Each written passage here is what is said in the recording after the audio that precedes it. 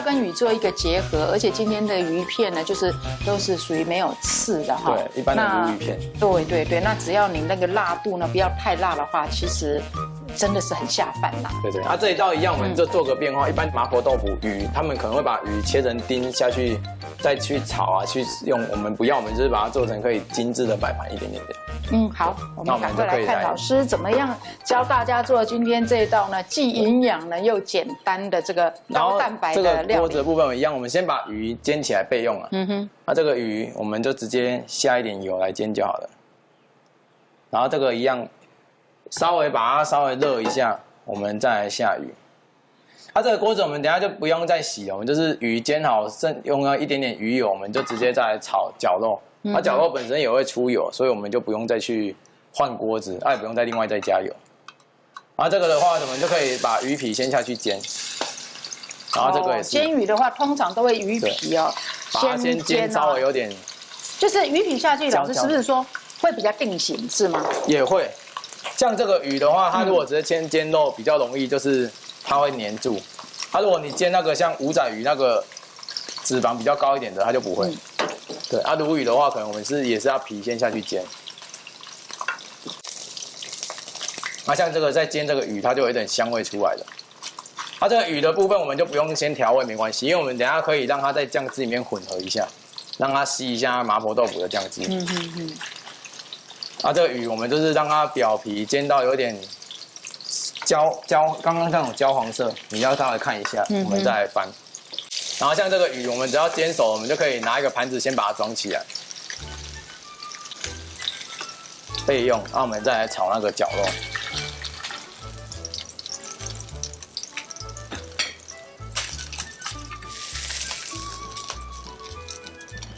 像这个，我们就先把它拿起来备用。这个时候，我们就要把绞肉下来炒了。我们里面的油都没有很多，也不要再另外加油了。看老师在做菜我觉得很不错。为什么？没有很大的油烟。对，不嚣张。我们没有，也没什么声音，也没什么烟。对，我们不会去用什么要爆炒啊什么方式的，我们就是用这种慢炒的方式。其实在家里也可以把那个香味做出来，只是说你会比人家要更有耐心一点，就是你要把它炒的步骤都不能省略掉。因为很多人他们就是绞肉下去，然后随便炒2下，其他的调料就噼里啪啦一直丢完。对，它就比较不会香。所以这个肉不是说炒到熟，也还炒到肉香要出来，是吗？对。你如果今天很注重那个香气的话，你一定要把肉香炒出来。像这个绞肉，我们在炒，一般你会看到我们炒，它会先从红色，然后变成白色。对，它变成白色之后，它原本是用油去炒嘛，接下来它会出水。你应该要有仔细再看的话，它接下来会看到有点像是出水，还是像有油的东西，它可不是油，那个是水。它水跟油混在一起，然后这个时候的肉它会有点腥味。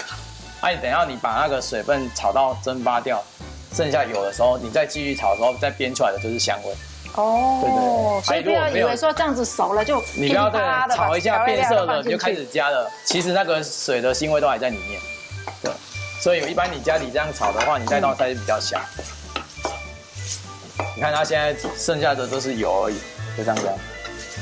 它原本刚刚炒的时候有点出水，你如果量多，你就容易看得出来；量少比较看不出来。你的水挥发掉剩油的时候，我们就可以开始来加其他的这些调味料，那个爆香料，姜啊、蒜头啊、辣椒啊都可以加。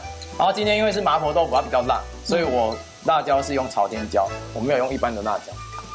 像这个，那朝天椒如果你怕真的很辣的话，你就不要全加完，或者是你后面再加。我们如果本身就吃很辣的人就没关系，就下来。然后这个时候你的火就可以稍微开大一点。然后这个豆瓣酱，酱油跟豆瓣酱这种东西来看的话，我们要先炒这种，不要先炒有液体的，因为液体它还是含有水分的话，你下去它的香度就没有那么够。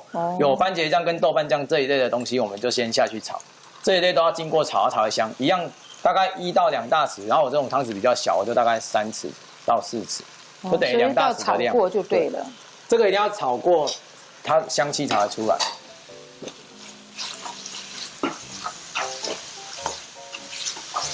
把那个豆瓣酱的香气炒出来。还有一点红红的像辣油的颜色这样，然后才可以加酱油。像现在就闻得到豆瓣酱的味道。哦，老师都是用小火呢，吼。这个有开比较大一点，可是对这个来讲，因为它刚加完调味料，它就没有那么大。嗯哼。你看看。然后再把绞肉的跟酱油的香气再炒出来。哇，好香哦！这个时候才可以加水。一定要炒到这样才可以加水。然后水一样，就是你加，你可以去烧那些豆腐的量。我们就要比刚刚的鹅多一点，大概像这样。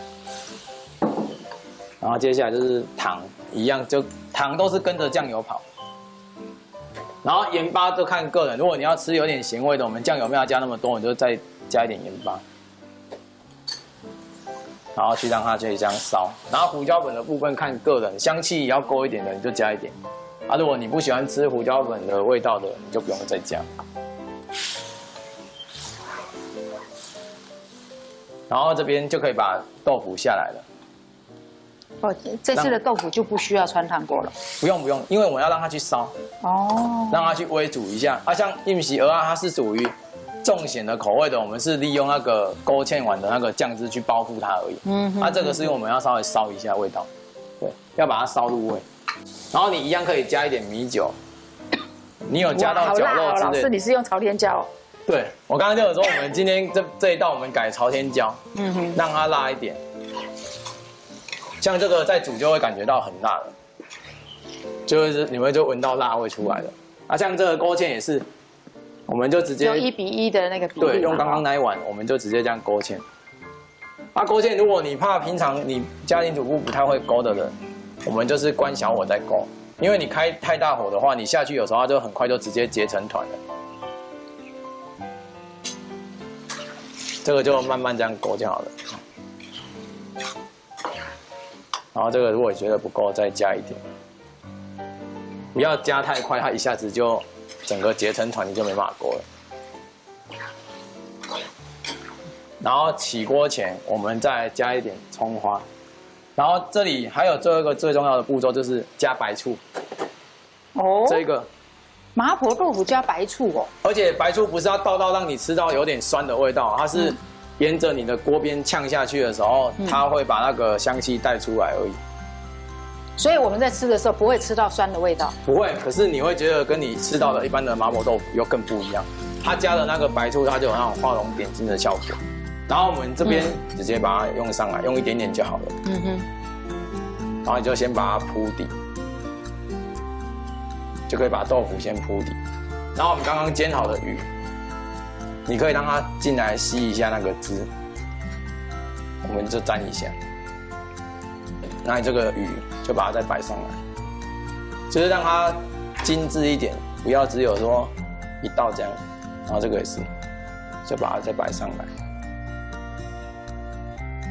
然后这个汁你就可以再淋一点在上面，再加点那个葱丝，这样就是摆盘啊，你就把它做成像一个在做套餐的方式这样做。